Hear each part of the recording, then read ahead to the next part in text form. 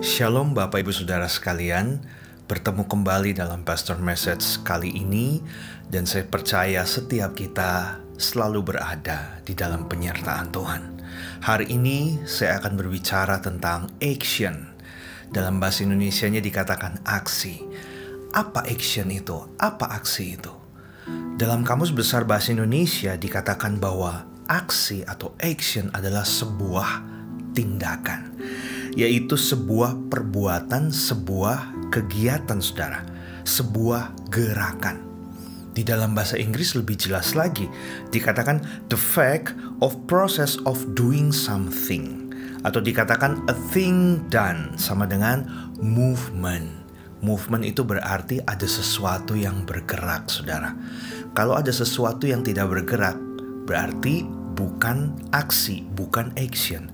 Tetapi sesuatu dikatakan aksi atau action karena ada sesuatu yang bergerak Bapak Ibu. Kira-kira hal apa sebenarnya yang membuat orang itu akhirnya tidak banyak memiliki aksi, tidak banyak memiliki action, tidak banyak memiliki yang namanya tindakan? Satu hal yang dilakukan. Kenapa bisa sampai orang ini tidak memiliki hal ini? Hal yang pertama Bapak Ibu, seringkali kita itu terlalu banyak berpikir.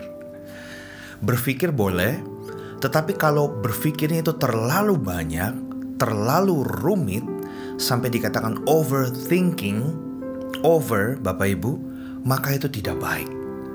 Segala sesuatu yang berlebihan itu tidak baik tentunya. Berpikir boleh, tapi kalau terlalu banyak berpikir, maka itu juga tidak bagus. Karena di saat kita terlalu banyak berpikir, maka waktu kita akan habis hanya untuk berpikir, dan berpikir. Sampai kita lupa, seharusnya setelah berpikir, kita harus do something. Kita harus melakukan sesuatu, kita harus memutuskan sesuatu. Karena Bapak Ibu, terlalu banyak berpikir, maka kita akan takut untuk menghadapi yang namanya konsekuensi.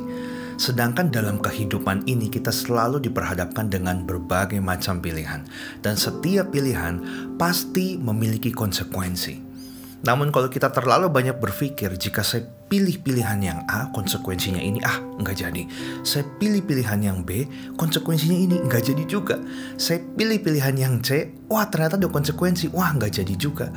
Maka lama-lama tidak ada tindakan yang akan kita lakukan karena kita terlalu banyak berpikir.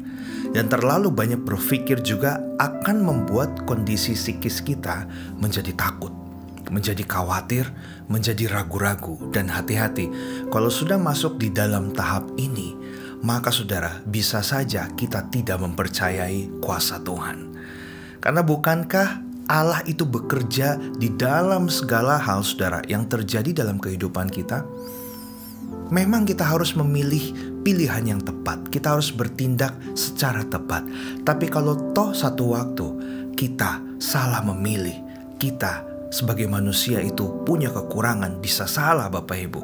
Saya percaya di tengah-tengah kesalahan kita, Tuhan pun tetap memberikan solusi bagi setiap kita. Jadi biarlah saat ini kita sama-sama belajar supaya bisa menjadi pribadi yang balance, yang seimbang, berpikir dan juga diimbangi dengan tindakan kita. Apapun konsekuensinya, kita harus bisa hadapi. Yang pasti, kita belajar untuk memilih yang terbaik dalam segala sesuatu sesuai dengan firman Tuhan. Berbicara tentang action, tentang aksi Bapak Ibu, itu tidak selalu berbicara tentang hal-hal besar yang harus kita lakukan. Karena sesungguhnya sebelum hal besar itu akan terjadi, maka kita harus melakukannya dari hal yang terkecil. Seperti ada di dalam firman Tuhan dalam Lukas 16 ayat 10. Dikatakan demikian, barang siapa setia dalam perkara-perkara kecil, ia setia juga dalam perkara-perkara besar. Dan barang siapa tidak benar dalam perkara-perkara kecil, ia tidak benar juga dalam perkara-perkara besar. Jadi saat ini saudara, kita sama-sama belajar untuk kita bisa mengerjakan hal apapun yang sudah Tuhan percayakan dalam kehidupan kita, walaupun itu adalah hal yang kecil. Dikatakan bahwa setialah dalam perkara yang kecil. Maka kalau kita setia dalam perkara yang kecil, maka kita juga akan bisa setia kepada perkara-perkara yang besar. Mungkin saat ini pelayanan kita hanya asyir, Bapak Ibu. Pelayanan kita mungkin tidak seperti orang lain, menjadi pengkhotbah mungkin, menjadi worship leader mungkin. Tapi saya mau katakan, sesuatu bisa terjadi bukan hanya pada waktu kita melakukan perkara yang besar saja.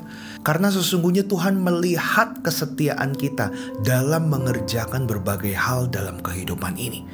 Setia dari perkara yang kecil, Bapak Ibu, ini adalah membuktikan bahwa betapa kita mengucap syukur dengan apa yang sudah Tuhan titipkan dalam kehidupan kita. Saat ini kalau kita memiliki gaji yang gak begitu banyak seperti orang lain, tapi kita mengucap syukur, kita bisa mengaturnya dengan baik, kita setia, tetap bekerja dengan baik, jujur, bertanggung jawab, berintegritas. Saya percaya Tuhan senang melihat setiap kita. Jadi tidak harus selalu menunggu suatu hal besar terjadi dalam hidup kita. Mulailah dari hal-hal yang terkecil. Kita belajar untuk setia melakukannya untuk Tuhan. Misalnya Bapak Ibu, kita sebagai para pelayan Tuhan, para hamba-hamba Tuhan dan juga para umat Tuhan, jika ibadah kita itu mulai pukul jam 7 pagi, janganlah kita datang jam 7 pas atau jam 7 lebih. Tetapi hendaklah kita bisa datang lebih awal. Bahkan para hamba-hamba Tuhan jika ditetapkan harus datang jam 6.30, maka kita harus belajar untuk bisa datang on time. Ini adalah hal yang kecil. Mungkin orang lain jemaat tidak melihat, tetapi saudara, Tuhan melihat. Pada waktu kita bisa belajar on time dalam hal waktu saja, maka saya percaya Tuhan akan senang melihatnya karena kita setia dalam perkara yang kecil. Dan juga di dalam setiap pekerjaan kita, di sekuler mungkin, atau mungkin di dalam gereja juga, apapun yang kita lakukan, mungkin pelayanan yang kita lakukan ini tidak populer, pelayanan yang kita lakukan ini tidak diketahui oleh banyak orang, tetapi pada waktu kita setia melakukannya, hati kita pun murni, tidak ada motivasi-motivasi untuk pribadi kita, tidak ada hidden agenda, Bapak Ibu Saudara sekalian. Saya percaya Tuhan melihat kesetiaan hati kita, Tuhan melihat kemurnian hati kita, dan Tuhan senang bagi setiap anak-anaknya yang mau melakukan segala sesuatu itu dengan baik, walaupun hal itu mungkin kecil di mata orang. Tuhan itu senang kepada orang-orang yang lebih mau bertindak, beraksi daripada orang-orang yang hanya banyak bicara. Seperti ada pepatah yang bilang, tong kosong nyaring bunyinya. Bahkan ada singkatan NATO, no action, talk only. Banyak bicara, banyak ngomong, supaya dia itu dilihat sama orang lain itu pintar, tahu segala-galanya. Tetapi kadangkala hal itu menjadi tidak baik, saudara. Seperti kata-kata yang berkata demikian, your words means nothing when you do nothing. Kata-kata kita itu menjadi kosong, tidak ada artinya kalau kita pun tidak melakukan apa-apa. Jadi hendaknya setiap perkataan kita harus punya integritas. Kita bisa bicara tapi kita juga ada bukti nyatanya, ada kerja nyatanya. Tidak hanya sekedar bicara, tidak hanya sekedar ngomong, Bapak Ibu. Dalam Matius 7 ayat 21 dikatakan demikian. Bukan setiap orang yang berseru kepadaku Tuhan, Tuhan akan masuk ke dalam kerajaan sorga, melainkan dia yang melakukan kehendak Bapakku, yaitu melakukan firman Tuhan yang di sorga. Nah saudara, banyak orang ingin mengubah dunia, tetapi dia tidak mau mengubah hidupnya lebih dahulu. Dia tidak mau berubah. Karena kekristenan ini berbicara tentang perubahan hidup. Jadi pada akhirnya bukan hanya orang seperti dalam ayat ini yang berteriak Tuhan, Tuhan, yang kelihatannya rohani, yang mungkin kelihatannya rajin sekali datang untuk beribadah, memberi persembahan, lalu mungkin berbahasa roh dan lain sebagainya. Namun pada hakikatnya pada waktu kehidupan sehari-hari tidak memiliki integritas, tidak jujur, tidak menghormati orang lain, tidak memiliki kasih. Dan hal itu yang tentunya Tuhan tidak sukai.